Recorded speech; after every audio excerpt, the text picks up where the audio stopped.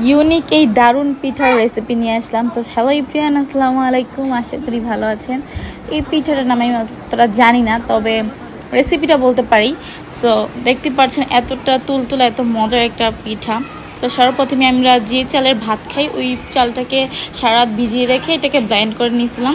তো নেওয়ার পরে এখানে দিয়েছিলাম একটা ডিম এবং স্বাদ মতন চিনিটা এখানে ইউজ করছি। আপনারা চাইলে আপনাদের ইচ্ছে মতন চিনিটা এখানে ইউজ করবেন আর কি।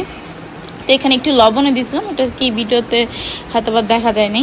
তো তারপরে এখানে আমি দিয়েছিলাম আটা, আপনারা চাইলে ময়দা বা আটা যে কোনো একটা ইউজ করতে পারেন। তারপরে দিয়েছিলাম পানিটা এখানে আমি ঘনত্বটা আপনাদেরকে দেখিয়ে দেবো, আপনারা বুঝে নেবেন যে কেমন ঘনত্ব, মানে ঘনত্বটা কেমন হবে আর কি। তো দেখতেই পাচ্ছেন, স্ক্রিনে দেখে বুঝে ট্রাই করে নিন। তারপরে দেখতেই পাচ্ছেন কতটা ঘন করছি আমি। তারপরে এখানে আমি দিয়ে দেবো, কড়াইটা গরম হওয়ার পরে আমি একটু তেল দিয়ে দিয়েছিলাম এখানে। তেলটা যখন গরম হয়ে যাবে তখন আমরা যে মিশ্রণটা ছিল ওইটা আমি এখানে দিয়ে দিছি। তো একের পর এক সবগুলোকে একদম ভালো করে ভাজা নেব। তো যখন এগুলো একটু ব্রাউন শেপ হয়ে মানে একটু ভাজা হয়ে যাবে তখন এগুলোকে উল্টা পাল্টা উঠাই নিব। তো দেখতে পাচ্ছেন আমি কেমন টাইপের মানে ভাজছি আর কি। সো এই তো ছিল এটা 2 নাম্বার। তো এরকম সুন্দর ব্রাউন শেপ করে ভাজার পরে এই তো আমার খাবার রেডি। উপর দিয়ে একটা ডেকোরেশনের জন্য আমি এখানে মানে চিনির গুঁড়া দিয়েছিলাম। তো এরকম সুন্দর ভিডিও পেতে আমার পেজকে ফলো এবং লাইক করে আমার পাশে থাকবেন।